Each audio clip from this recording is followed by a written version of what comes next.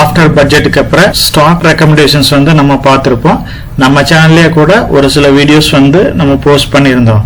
இப்போ ரீசெண்டா வந்து ஐசிஐசிஐ டைரக்ட் ஒரு சில ஸ்டாக்ஸ் வந்து லாங் டேர்முக்கு பட்ஜெட்டை பேஸ் பண்ணி எது பெட்டரா பர்ஃபார்ம் பண்ணும் அப்படின்ற மாதிரி வாட்ச் லிஸ்ட் கொடுத்துருக்காங்க.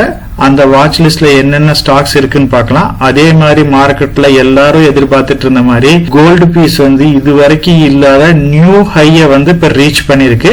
ஸோ இப்போ கோல்டு பீஸ்ல இன்வெஸ்ட் பண்றவங்க இதுல அப்படியே கண்டினியூவா இன்வெஸ்ட் பண்ணலாமா அப்படிங்கறதையும் நம்ம இந்த வீடியோல டீடைலா டிஸ்கஸ் பண்ணலாம். மார்க்கெட்டை பொறுத்த வரைக்கும் நம்ம கோல்டை பத்தி நம்ம ஸ்டார்டிங்ல இருந்து டீடைலாவே டிஸ்கஸ் பண்ணிட்டு இருக்கிறோம். கோல்டை பொறுத்த வரைக்கும் நம்பர் ஆஃப் இன்வெஸ்ட்மெண்ட் இருந்தாலும் சாவரின் கோல்டு பாண்ட் வந்து ஒரு பெட்டரான இன்வெஸ்ட்மெண்ட் அப்படின்னும் இப்ப ரீசென்ட் டைம்ல வந்து RBI வந்து புதுசா வந்து சாவரின் கோல்டு பாண்ட் எதுவும் அனௌன்ஸ் பண்றது இல்ல. செகண்டரி மார்க்கெட்ல மட்டும்தான் அவைலபிளா இருக்கு. சோ அதனால நெக்ஸ்ட் ஆப்ஷனா பாத்தீங்க அப்படின்னா பெட்டரா வந்து ETF கன்சிடர் பண்ணலாம் அப்படின்ற மாதிரி நம்ம டிஸ்கஸ் பண்ணிருந்தோம். ETF பொறுத்த வரைக்கும் நம்பர் ஆஃப் ETF பத்தி நம்ம டீடைலா டிஸ்கஸ் பண்ணிருக்கிறோம். கோல்டோட ஹிஸ்டரியை வந்து நம்ம டீடைலா அனலைஸ் பண்ணிருக்கிறோம். ETF பொறுத்த வரைக்கும் நம்பர் ஆஃப் AMCஸ்ல வந்து ETF ஃபண்ட்ஸ் இருக்கு. சோ அதுல கோல்டு பீஸ் வந்து மார்க்கெட் லீடரா இருக்கிறாங்க. கோல்டு பீஸை பொறுத்த வரைக்கும் லாஸ்ட் வீக்ல நியூ ஆல் டைம் ஹையை வந்து ரீச் பண்ணிருக்கு.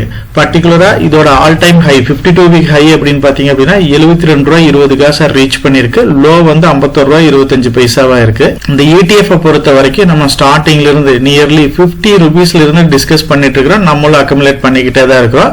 சோ கோல்ட பொறுத்த வரைக்கும் உங்களோட இன்வெஸ்ட்மெண்ட்டை வந்து நீங்க ரெகுலராகவே இன்வெஸ்ட் பண்ணிட்டு இருக்கீங்க. இப்ப மார்க்கெட்ல வந்து ஹை ஆயிருச்சு அப்படின்றதுக்கோசரம் உங்க SIP வந்து நீங்க ஸ்டாப் பண்ணிடாதீங்க.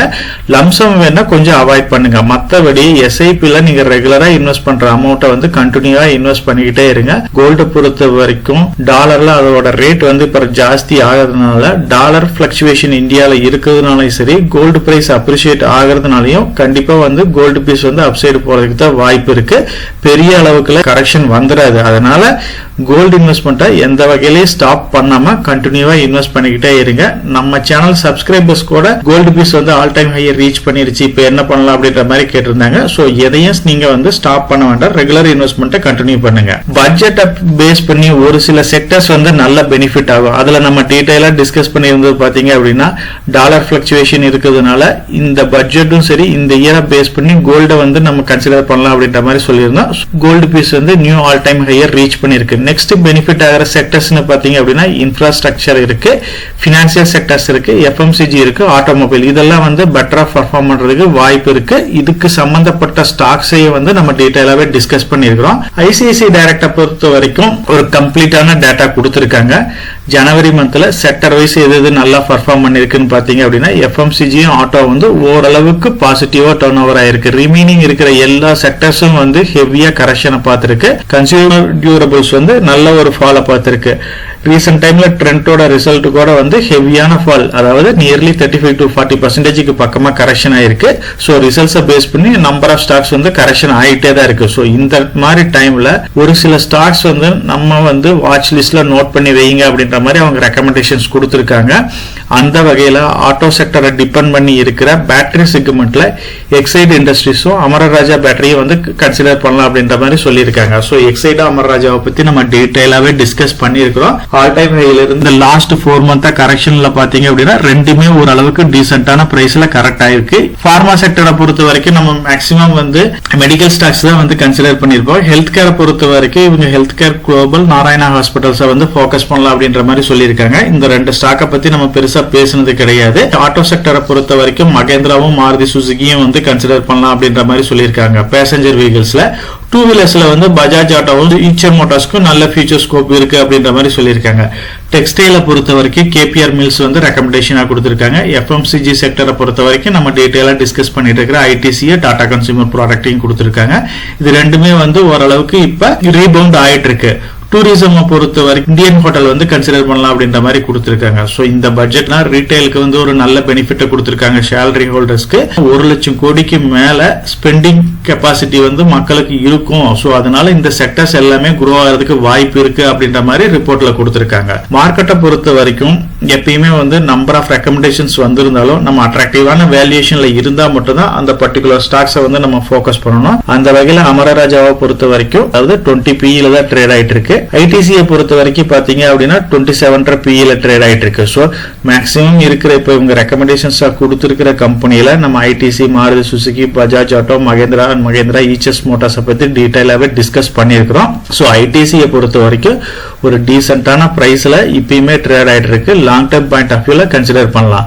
அமரராஜாவை பொறுத்த வரைக்கும் கொஞ்சம் காஸ்ட்லியா இருக்கு, இன்னும் கொஞ்சம் வெயிட் பண்ணி பார்க்கலாம். மாருதி, பஜாஜ், மகேந்திரா, ஈச்சஸ் மோட்டார்ஸ் எல்லாமே கொஞ்சம் காஸ்ட்லியா தான் இருக்கு. கேபிஆர் மில்லும் கொஞ்சம் காஸ்ட்லியா தான் இருக்கு. எக்ஸைட பொறுத்த வரைக்கும் பாத்தீங்க அப்படின்னா அதுவுமே வந்து மார்க்கெட்ல அமரராஜாவை கம்பேர் பண்றப்ப ரொம்ப காஸ்ட்லியா தான் இருக்கு. இந்தியன் ஹோட்டல் வந்து ஆல்ரெடி ரொம்ப ஒரு நல்ல ரேலியை கொடுத்துருச்சு. இதெல்லாம் வந்து கம்மியான பிரைஸ்ல இருந்து இப்போ ஆல் டைம் ஹைல தான் ட்ரேட் ஆயிட்டு இருக்கு. டாடா கன்சியூமரும் வந்து கொஞ்சம் ரீபவுண்ட் ஆயிருக்கு. மார்க்கெட்டை பொறுத்த வரைக்கும் நம்பர் ஆஃப் ரெக்கமெண்டேஷன்ஸ் இருந்தாலும் உங்களுக்கு ஹோப் இருக்கிற ஆல்ரெடி நீங்க வந்து இன்வெஸ்ட் பண்ணிருக்கிற ஸ்டாக்ஸ்ல இருந்து ஓரளவுக்கு கரெக்ஷன் ஆயிருந்தா மட்டும் இந்த ஸ்டாக்ஸ் எல்லாமே கன்சிடர் பண்ணுங்க. மற்ற வகையில நியூ இன்வெஸ்ட்மெண்ட் அப்படின்னா இந்த ஸ்டாக்ஸ் எல்லாமே நீங்க வாட்ச் லிஸ்ட்ல பார்த்துட்டு கரெக்டான ஆப்பர்ச்சுனிட்டி கிடைக்கிறப்ப நீங்க எஸ்ஐபி மோட்லயே லம்சம் மோட்லயே இன்வெஸ்ட் பண்ணுங்க. மார்க்கெட் வந்து இப்ப ரெக்கவர் ஆகும் அப்படிங்கிறதுக்கு பாசிபிலிட்டிஸ் இருக்கு. அதுக்கு உண்டான பாயிண்ட்ஸ் எல்லாமே நம்ம டிஸ்கஸ் பண்ணிருக்கிறோம். சப்போஸ் அப்படி ஆகல அப்படின்னாலும் நம்ம ரெகுலரா இன்வெஸ்ட் பண்ணக்கூடிய லாங் டர்ம் ஸ்டாக்கை நீங்க செலக்ட் பண்ணி இன்வெஸ்ட் பண்ணிக்கிட்டே இருந்தீங்க அப்படின்னா மார்க்கெட்ல மறுபடியும் அந்த ஸ்டாக் ஃபால் ஆனா கூட நம்ம வந்து யூனிட் ஆவரேஜ் பண்ண முடியும். அதனால கொஞ்சம் ரிசர்ச் ரெக்கமெண்டேஷன்ஸ் யாரு கொடுத்தாலுமே கொஞ்சம் கேர்ஃபுல்லா இன்வெஸ்ட் பண்ணுங்க. இப்ப நம்ம பார்த்த இந்த வீடியோல இருந்து பாத்தீங்க அப்படின்னா என்னோட பாயிண்ட் ஆஃப் வியூல நான் இதுல மேக்ஸிமம் ஸ்டாக்ஸ் வந்து ஹோல்ட் பண்ணிருக்கிறேன். மற்ற வகையில பாத்தீங்க அப்படின்னா கோல்டு பீஸ்ல வந்து ஹெவியான இன்வெஸ்ட்மெண்ட் இருக்கு. நியர்லி 10% பக்கமா என்னோட டோட்டல் அலோகேஷன்ல வந்து இன்வெஸ்ட் பண்ணிருக்கேன். கண்டிப்பா வந்து கண்டினியூவா நான் இன்வெஸ்ட் பண்ணலான்ட்டு தான் இருக்கிறேன். செக்டர் வைஸ் ஸ்டாக்ஸ்ல பாத்தீங்க அப்படின்னா ஆட்டோ செக்டர்ஸ்ல இருக்கிற மேக்ஸிமம் எல்லா கம்பெனிஸும் இருக்கு. மற்றும் சிஜியில் இருக்கிற ஐடிசியை டாடா கன்சியூமர் ஹோல்ட் பண்ணிட்டு இருக்கிறேன். இன்னமே அது வந்து ஆப்பர்ச்சுனிட்டி கொடுத்துச்சு அப்படின்னா இன்வெஸ்ட் பண்ணலான்ட்டு தான் இருக்காரு. ரிமைனிங் ஸ்டாக்ஸ் வந்து என்னோட ஹோல்டிங்ஸ்ல இல்ல, வாட்ச் லிஸ்ட்ல நோட் பண்ணி வைக்கலாம். ஃபியூச்சர்ல வந்து ஏதாச்சும் ஒரு கரெக்டான ஆப்ஷன்ஸ் கிடைச்சிச்சு அப்படின்னா கண்டிப்பா இன்வெஸ்ட் பண்ணலாம். நம்ம டிஸ்கஸ் பண்ண மாதிரி இந்த இயருக்கு பட்ஜெட்டை பேஸ் பண்ணியும் சரி இல்ல growth ஓரியன்டா இருக்கிற செக்டர்ஸ் அப்படின்னா நீங்க FMCG, auto sector, financial sectors இதை வந்து கண்டிப்பா போக்கஸ் பண்ணுங்க. கன்சியூமர் டியூரபிளும் நல்ல ஒரு ரிட்டர்ன் கொடுக்கிறதுக்கு வாய்ப்பு இருக்கு. நம்ம சேனல் மெம்பர் கம்யூனிட்டியில போர்ட்போலியோ அப்டேட், அதாவது என்னோட போர்ட்போலியோல என்ன ஸ்டாக் பை பண்றேன், என்ன ஸ்டாக் செல் பண்றேன், என்னென்ன சேஞ்சஸ் பண்ணிட்டு இருக்கேன், இதை பத்தி இன்ஃபர்மேஷன்ஸ் வந்து ஷேர் பண்ணிட்டு இருக்கேன். டெய்லி மார்க்கெட் அப்டேட் வந்து முடிஞ்ச வரைக்கும் போஸ்ட் பண்ணிட்டு இருக்கேன். கார்பரேட்ல என்னென்ன ஈவென்ட் இருக்கு, நம்மளோட இந்திய எக்கனாமியை பத்தி ஒரு சில யூஸ்ஃபுல்லான இன்ஃபர்மேஷன்ஸ் எல்லாமே ஷேர் பண்ணிட்டு இருக்கோம். மெம்பர் கம்யூனிட்டியில ஜாயின் பண்ணி இதை ரெகுலரா ஃபாலோ பண்ணீங்க அப்படின்னா உங்களுக்கு நாலேஜ் இம்ப்ரூவ் ஆகிறது மட்டும் இல்லாம உங்களோட போர்ட்போலியோவை ஹெல்த்தியா பில்ட் பண்றதுக்கு எல்லா வகையிலையும் சப்போர்ட்டிவா இருக்கும். இப்ப டிஸ்கஸ் பண்ண இன்ஃபர்மேஷன் எல்லாம் உங்களுக்கு யூஸ்ஃபுல்லா இருக்கும்னு நினைக்கிறேன். இந்த வீடியோ உங்களுக்கு யூஸ்ஃபுல்லா இருந்துச்சு அப்படின்னா நம்ம சேனலை வந்து சப்ஸ்கிரைப் பண்ணுங்க, நம்ம வீடியோவை லைக் பண்ணுங்க, ஷேர் பண்ணுங்க. கமெண்ட் செக்ஷன் ஓப்பன்ல தான் இருக்கு.